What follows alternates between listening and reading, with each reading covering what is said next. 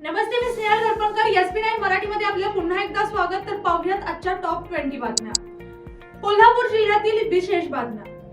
कागल जैवविविधता पार्क उपक्रम.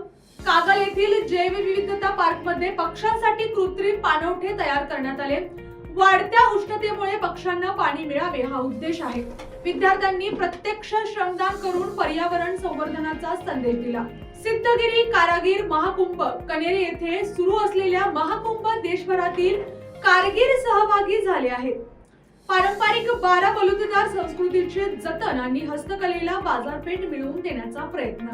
हनुमान जयंती उत्सवात कागल आणि परिसरातील मोठ्या भक्तिभावाने साजरा. मंदिरामध्ये आरती, महाप्रसाद आणि भजन कार्यक्रमाचे आयोजन करण्यात आले. वाढते तापमान 38 ते 40 डिग्री सेल्सिअस पर्यंत पोहोचल्याने नागरिक त्रस्त. आरोग्य विभागाने दुपारच्या वेळेत बाहेर न पडण्याचा दिला सल्ला. शेतीतील पाणी टंचाई. काही भागात विहिरी आणि बोरवेल कोरड्या पडू लागल्या आहेत. ऊस व भाजीपाला पिकांवर परिणाम होण्याची शक्यता. पर्यावरण जनजागृती. आजरा तालुक्यात विद्यार्थ्यांना वन्यजीवन संरक्षण आणि निसर्ग संवर्धन याबाबत मार्गदर्शन. तर पाहूयात महाराष्ट्रातील विशेष बातमी. ऊस बिलाचा प्रश्न. शेतकऱ्यांचे थकीत ऊस बिल त्वरित देण्याची मागणी. 15% व्याजासह देयक देण्यावर भर. अंगणवाडी वेळ कमी करण्याची मागणी. उष्णतेमुळे लहान मुलांचे आरोग्य धोक्यात येऊ नये म्हणून वेळ बदलण्याचा प्रस्ताव. पाणी टंचाईवर भर. मराठवाडा, विदर्भ आणि काही पश्चिम महाराष्ट्र भागात टँकरने पाणी पुरवठा सुरू. मुंबई मेट्रो व रस्ते प्रकल्प. वाहतूक कोंडी कमी करण्यासाठी नवीन मेट्रो लाईन्स आणि फ्लायओव्हरचे काम वेगात.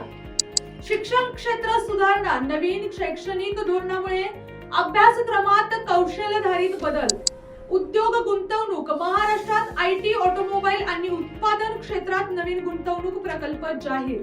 आरोग्य अलर्ट. उष्माघात, डिहायड्रेशन, त्वचारोग वाढण्याची शक्यता. रुग्णालये सतर्क. तर आता पाहूयात भारतातील विशेष बातमी. लोकसभा निवडणूक तयारी. देशभरात राजकीय पक्षांची प्रचार मोहीम सुरू. निवडणूक आयोगाकडून तयारी पूर्ण. अर्थव्यवस्था वाढ. भारतात जीडीपी वाढ दर मजबूत. परकीय गुंतवणूक वाढण्याची चिन्हे. पेट्रोल डिझेल दर. काही शहरांमध्ये दरात किरकोळ चढ उतार. महागाईवर परिणाम.